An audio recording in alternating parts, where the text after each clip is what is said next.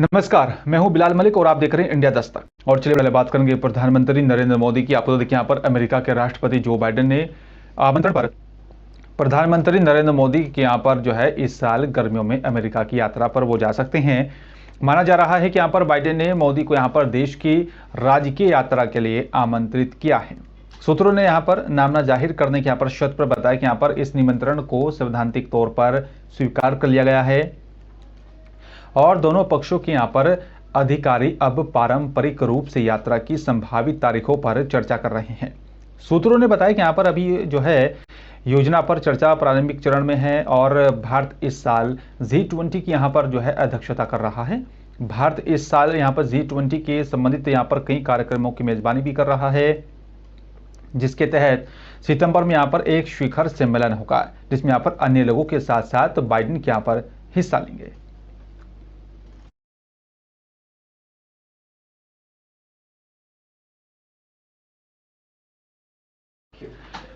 और चलिए बात अब उत्तर प्रदेश की राजनीति को लेकर करेंगे। राजभर ने बुधवार को बताया कि यहां पर उनकी 2 दिन पहले शिवसेना नेता उद्धव ठाकरे से मुंबई में मुलाकात हुई है। उन्होंने यहां पर कहा है कि 1.5 घंटे की यहां पर यह मुलाकात सकारात्मक रही, जिसमें उनकी ठाकरे से यहां पर महाराष्ट्र में होने वाले बीएमसी चुनाव को लेकर चर्चा हुई है। उन्होंने दावा किया है ठाकरे ने कि यहाँ पर बीएमसी चुनाव सुहेल देव भारतीय समाज पार्टी के साथ मिलकर लड़ने पर सहमति जताई है। और ये पूछे जाने पर कि क्या उत्तर प्रदेश में 2024 के लोकसभा चुनाव में ठाकरे की यहां पर शिवसेना के साथ गठजोड़ करेंगे, राजभर ने कहा है कि उत्तर प्रदेश में शिवसेना का आधार नहीं है। रामचरितमानस को लेकर भी उठे विवाद के संबंध में राजभर ने कहा है कि यहां पर समाजवादी पार्टी को यहां पर इस विवाद से कुछ हासिल होने वाला नहीं है।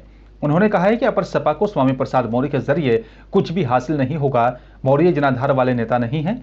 अगर वो जनाधार वाले नेता होते तो विधानसभा चुनाव नहीं हारते।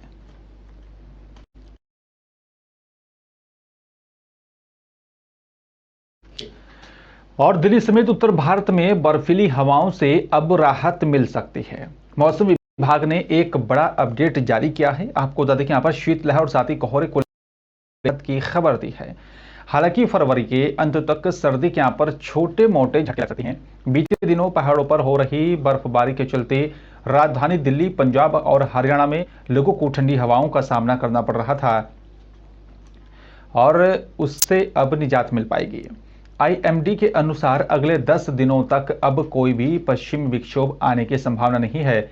उत्तर भारत के ज्यादातर राज्यों में यहाँ पर कल यानी कि 3 फरवरी से जो है अगले 15 दिनों तक तापमान में इजाफा देखने को मिलेगा।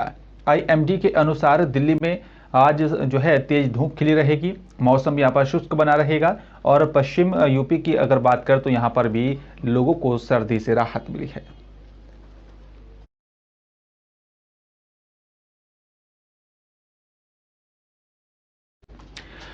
और चलिए बात अब यमुनानगर की करेंगे। आपको देखिए यहाँ पर यमुनानगर की सीमा के पास बसे गांव खुकनी में बताया जा रहा है कि शरारती तत्वों की तरफ से संविधान निर्माता डॉक्टर भीमराव अंबेडकर की मूर्ति की उंगली को तोड़ दिया गया है। इसका पता चलते ही यहाँ पर बड़ी संख्या में लोग जमा हो गए थे। गांव में तैनाती की यहाँ पर जो है स्थिति बनी हुई है, इस तरह का माहौल बना हुआ है। सूचना मिलने पर पुलिस बल भी गाँव में पहुंचा है। लोगों ने घटना की जो है अंजाम देने वाले शरारती तत्वों के खिलाफ कार्रवाई करने की मांग की है। पुलिस ने शिकायत के आधार पर कार्रवाई करते हुए मामला दर्ज कर शरारती तत्वों की तलाश शुरू कर दी है।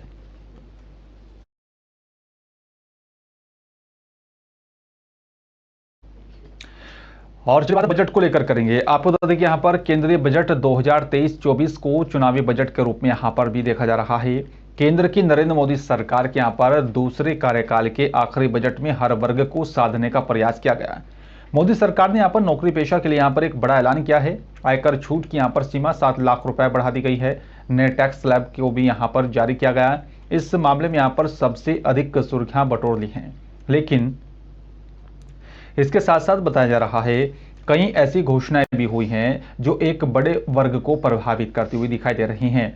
प्रधानमंत्री विश्वकर्मा कौशल सम्मान योजना की घोषणा इसी में से एक मानी जा रही है। इस योजना के जो है पारंपरिक और साथ ही स्किल्ड प्रोफेशनल में लगे यहाँ पर लोगों को इसके जरिए सीधा फायदा होगा। इसलिए यहाँ पर लगातार प्रधानमंत्री नरेंद्र मोदी के यहाँ पर यानी का बीजेपी सरकार के इस बजट की तारीफ हो रही है।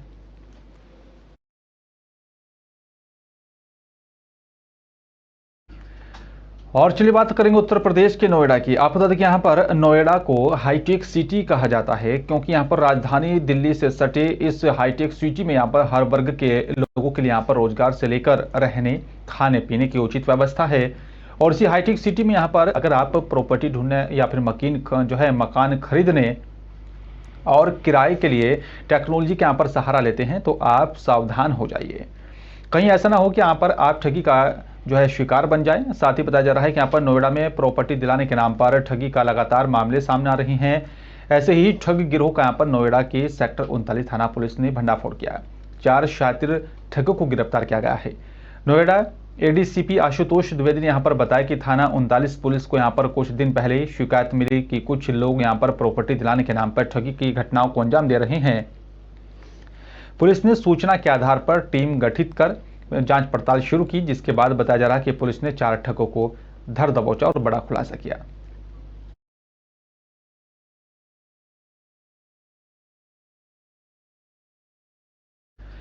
और चलिए अब बात करेंगे फरीदाबाद के सूरजकुंड मेले की। आपको बता दें कि यहाँ पर भारत के उपराष्ट्रपति जयदीप धनखड़ 36वें सूरजकुंड अंतर्राष्ट्रीय शिल्प मेले का शुभारंभ करेंगे। मुख्य सचिव संजीव कौशल ने यहाँ पर बुधवार को सूरजकुंड के यहाँ पर राजहंस होटल में वीडियो कॉन्फ्रेंस के जरिए सूरजकुंड मेला के यहाँ पर तैयारियों की समीक्षा की। पर्यटन विभाग के यहाँ पर सचिव एमडी सिन्हा ने यहाँ पर जानकारी देते हुए बताया कि पिछली बार से दोगुनी विदेशी मेहमानों की यहाँ पर संख्या होगी। वहीं 45 देशों के यहाँ पर विदेशी कलाकारों सहित यहाँ पर पूर्वोत्तर के 8 राज्य भी यहाँ पर थीम स्टेट होंगे। 36वां अंतर्राष्ट्रीय सूरजकुंड मेला है और इस बार काफ़ी भव्य तैयारी की गई है।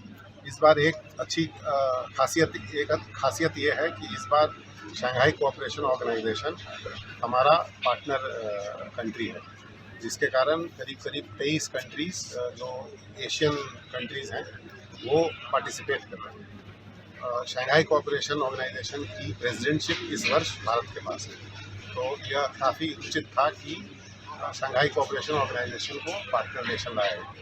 इससे यहाँ पर जो कल्चरल डाइवर्सिटी है काफ़ी इस बार बढ़ गई है। और फरीदाबाद की सेक्टर 87 भारत कॉलोनी के पास बताया जा रहा है कि खुदाई के दौरान पीएनजी पाइपलाइन में आग लग गई थी। फायर ब्रिगेड और साथ यहाँ पर पुलिस बल भी भारी संख्या में मौके पर पहुंचा है। भारत कॉलोनी इलाके में बताया जा रहा है कि यहाँ पर सड़क के किनारे पर चल रहा नाले की खुदाई का काम था और जेसीबी के माध्यम से यहाँ पर इस खुदाई को किया जा रहा था।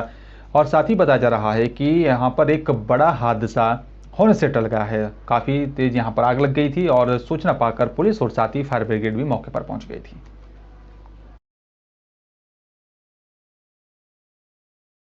फिलहाल इस बुलेटिन में मेरे साथ सिर्फ इतना ही। नमस्कार।